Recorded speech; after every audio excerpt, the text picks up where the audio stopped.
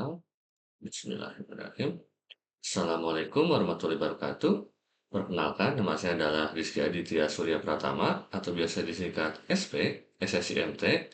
Lalu di video kali ini yaitu pertemuan ke-12 mata kuliah Bioteknologi Pangan. Saya akan menjelaskan lebih ke aplikasinya ya, atau mungkin ya lebih ke prakteknya mengenai bioteknologi khususnya dalam pengolahan pangan. Kalau sebelum-sebelumnya hanya garis besar, saya akan lebih fokus ke aplikasinya, kira-kira seperti itu untuk konteks di video kali ini. Seperti biasa, saya akan memberikan satu video singkat yang kali ini mengenai bioteknologi application, jadi aplikasi bioteknologi, di mana sumbernya dari channel YouTube Infinity Learn It. Oke, kita lihat saja dulu ya untuk videonya ini. Oke. Lactose-free. This is a common tag which is found in many food packets these days. Lactose, as we know, is a natural sugar found in milk. But why should we get rid of lactose? That's because many people have a peculiar intolerance towards this natural sugar. However, lactose-free products were not an option until a few years back. It's all possible now due to the advancements in the field of biotechnology that useful products like lactose-free consumables and many more can be produced. So what exactly is biotechnology? Well, it's defined as the utilization of organisms or a part of the organism or any biological process for the benefit of mankind. For example, we know how bread is made. The dough is added with the organisms like yeast, which help in releasing certain chemicals. The reactions ultimately give us the soft and fluffy loaf on baking. Here, we've used yeast organism to obtain the product of our interest. So do we mean that bread making is a part of biotechnology? Well, kind of. Processes like fermentation are considered as a part of classical biotechnology as they include the utilization of organisms. Thus, obtaining products for human benefit like food items, medicines, hybrid crops, and so on are all possible due to biotechnology. Thus, there are numerous applications of biotechnology. Now let's have a look at a few examples to understand how wide the field is. Let's also understand how an organism or a part of it or some processes can be used to harvest important products for mankind. Let's take examples of wine production, hepatitis B vaccine synthesis, and golden rice production. Let's have a look at each individually. Now, wine is usually made from the grapes. How can grapes, which are fruits, get converted to a beverage like wine? Well, this is where the microorganism named yeast comes into play. It feeds on the sugars present in the grape juice and releases alcohol and carbon dioxide as byproducts. Here, a complete organism is used for the processing of grape juice and to convert it into wine. This was the first part of the definition. The second part of the definition states that a part of the organism can be used. So how can that be done? For this, let's have a look at the application of biotechnology in the field of medicine. Well, the emergence of biotechnology has been nothing less than a boon for the medical industry. Everything ranging from vaccines to gene therapy has raised the standards of healthy living. Now let's take hepatitis B vaccine as an example. This vaccine has a recombinant version. Previously, hepatitis B vaccine was developed from the blood of the humans who were already suffering from hepatitis B. But this was very painful for the patients as the amount of blood required for vaccine production was too high. So extracting some particular amount of blood of the infected person was very excruciating. And as the vaccine was derived directly from the patient's body, there could be negative reactions in the receiving candidate. With the development of biotechnology, newer vaccines that are synthetic in nature started getting produced. On the similar lines, the commercially available hepatitis B vaccine is now being synthetically made by utilizing a small part of the pathogenic virus. It's also known as recombinant hepatitis B vaccine. And studies have shown that getting infected with hepatitis B is nearly impossible if a person is injected with recombinant hepatitis B vaccine. Isn't this a miracle? It is equivalent. This is also known as the first anti-cancer vaccine. And why so? Because it's proven that the vaccine helps in reducing the chances of developing liver cancer. This is one example of how a part from any organism can be used for product development. Now that we've glanced at the two examples of application of the biotechnology, let's move ahead to the third one. The last part of the definition stated the use of a process. Let's take the golden rice as our third example.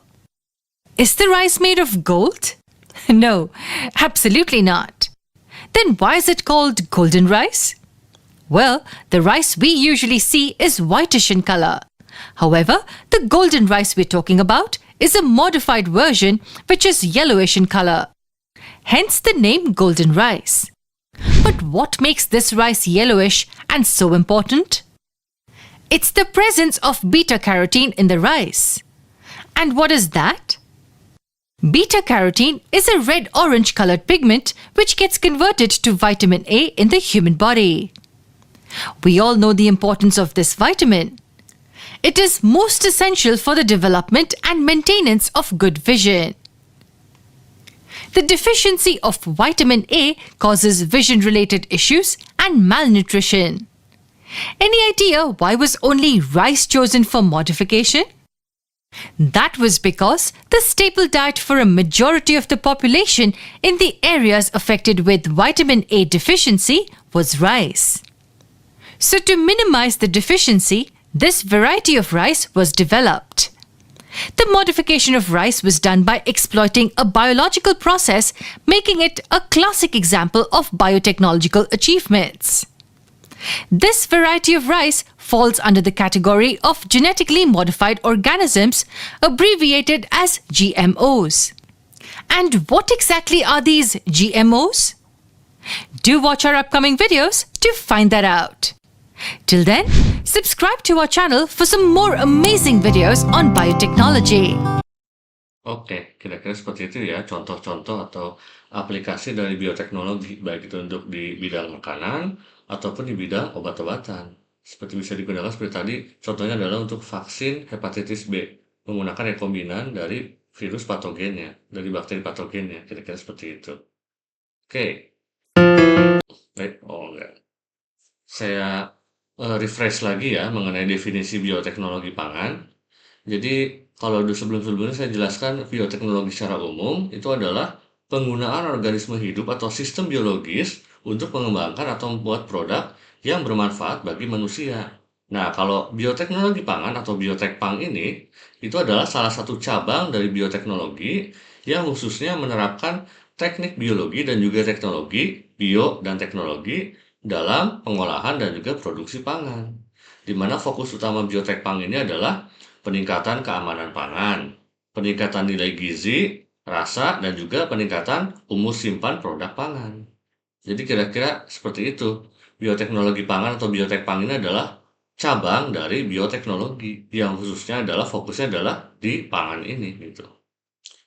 Nah, sejarah singkat. Ya, ini saya memberikan cerita sedikit aja ya mengenai sejarah singkat bioteknologi. Jadi sudah pernah saya bahas juga di materi kuliah, ada bioteknologi konvensional atau tradisional, ada bioteknologi modern. Jadi sebenarnya bioteknologi itu udah dimulai sejak ribuan tahun yang lalu, yaitu dengan fermentasi makanan dan minuman. Bisa dilihat di sini ya gambarnya, bahwa ada catatan bahwa di Mesir pada masa 6000 tahun sebelum Masehi SM, itu sudah ada cara membuat bir dan anggur atau dalam hal ini adalah wine dengan menggunakan teknik fermentasi. Jadi sudah dimulai sejak ribuan tahun sebelum Masehi gitu.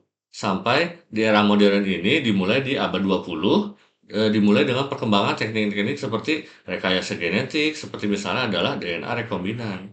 Itu kira-kira. Jadi bioteknologi ini sudah berumur cukup panjang ya, dari 6.000 sebelum Masehi sampai sekarang sudah tahun 2024. Udah sekitar 8.000 tahunan gitu.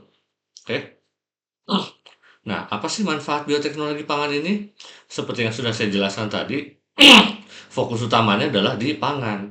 Nah, manfaatnya utamanya untuk keamanan pangan, food eh, food safety ya, yaitu untuk meningkatkan deteksi dan juga pengendalian bakteri patogen. Lalu untuk ketahanan pangan juga food security, yaitu memperpanjang umur simpan dan juga mengurangi limbah hasil dari pangan tersebut. Lalu untuk peningkatan nilai gizinya, enhancement dari nutrisinya, itu untuk memperkaya kandungan nutrisi dalam pangan. Dan terakhir adalah untuk inovasi produk atau lebih ke food innovation. Untuk menghasilkan produk baru yang memiliki kualitas lebih baik atau superior dibandingkan produk makanan biasa gitu. Itulah manfaat dari bioteknologi pangan. Ada 4 itu ya. Nah, di sini saya fokusnya ke fermentasi. Seperti yang sudah saya jelaskan di paling awal, yaitu fermentasi secara garis besar. Di sini saya akan jelaskan lagi secara aplikasinya. Jadi fermentasi seperti kita tahu adalah penggunaan mikroorganisme seperti misalnya bakteri, ragi, jamur, untuk apa? Untuk mengubah bahan pangan biasa menjadi produk yang diinginkan, yaitu produk fermentasi ini. Manfaat utamanya di fermentasi ini adalah mengubah karbohidrat dalam makanan menjadi suatu asam organik yang sifatnya itu untuk mengawetkan makanan sehingga menjadikan makanan lebih tahan lama dibandingkan makanan biasa. Contohnya, pembuatan roti, wine, yogurt, keju, dan tempe yang sudah pernah saya bahas sebelum-sebelumnya. Nah, di materi kali ini, saya akan lebih fokus ke aplikasinya adalah aplikasi untuk fermentasi roti. Bisa dilihat di gambar ya, ini adalah contoh roti, di mana roti adalah makanan yang dibuat dari campuran utama tepung terigu dan air.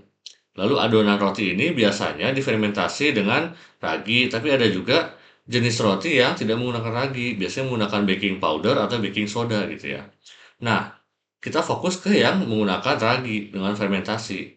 Proses fermentasi dengan ragi ini biasanya menghasilkan karbon dioksida yang akan membuat adonan ini akan mengembang dan memberikan tekstur berongga ya, bolong-bolong pada roti ini gitu.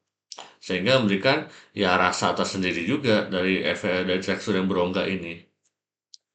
Next adalah, nah, mikroorganisme yang berperan dalam proses pembuatan roti secara umum bisa dilihat di sini adalah Saccharomyces cerevisiae yang merupakan genus dalam kerajaan jamur yang mencakup banyak jenis raginya. Gambarnya seperti di sini ya, bisa lihat agak pecah tapi nggak apa-apa, masih jelas ya. Jadi Saccharomyces ini berasal dari bahasa Latin yang berarti adalah gula jamur. Cukup banyak anggota dari genus ini yang dianggap sangat penting khususnya dalam produksi makanan. Dalam hal ini adalah roti gitu ya. Nah, seperti apa sih pembuatan roti itu? Nah, ini adalah langkah-langkah atau proses pembuatan roti dengan menggunakan fermentasi. Jadi pertama, biji-biji gandum atau serelia ini dipecah lalu untuk dijadikan tepung terigu. Jadi awalnya dari gandum dulu, biji gandum ya, yang dimana dipecahkan untuk dijadikan tepung terigu. Berikutnya, terigu ditambahkan air untuk apa? Untuk mengaktifkan enzim. Misalnya adalah enzim amilase ini. Di mana si amilase ini akan menghidrolisis pati dalam tepung menjadi gula sederhana. Seperti misalnya maltosa yang kemudian akan dihidrolisis lagi menjadi glukosa. Nah, glukosa ini perannya sebagai substrat respirasi yang akan membentuk karbon dioksida gitu, yang nanti menyebabkan si volume adonan roti mengembang. Nanti baru ditambahkan dengan khamir Saccharomyces cerevisiae. Untuk apa? Untuk respirasi seluler ini dengan memanfaatkan glukosa sebagai si glukosa ini sebagai substrat respirasi ini, yang nantinya akan membuat adonannya mengembang ya. Lalu kemudian adonannya dipanggang dalam oven dari suhu tinggi sekitar 180 sampai 220 derajat Celcius. Di mana dalam proses pemanggangan di oven ini, panas pada oven itu akan menyebabkan alkoholnya menguap dan karbon dioksidanya akan mengembang, menghasilkan rongga-rongga dalam roti itu. Di mana di sini terjadi namanya reaksi Maillard. Di mana reaksi Maillard ini adalah suatu reaksi kimia antara gula dan protein yang akan menghasilkan warna coklat keemasan dan juga aroma khas pada roti gitu. Nah, baru terakhir roti yang baru selesai dipanggang ini dibiarkan mendingin, di-rak pendingin, sehingga jadilah roti yang biasa kita kenal, seperti yang sudah kita biasa beli ya pada tukang roti atau di swalayan misalnya. Kira-kira seperti itu proses dari awalnya biji gandum menjadi roti yang biasa kita konsumsi. Oke, kira-kira seperti itu yang bisa saya jelaskan mengenai bioteknologi dalam pengolahan pangan ya. Terima kasih sudah menonton video ini sampai akhir. Jangan lupa klik like, komen, dan juga subscribe channel saya ini. Wassalamualaikum warahmatullahi wabarakatuh.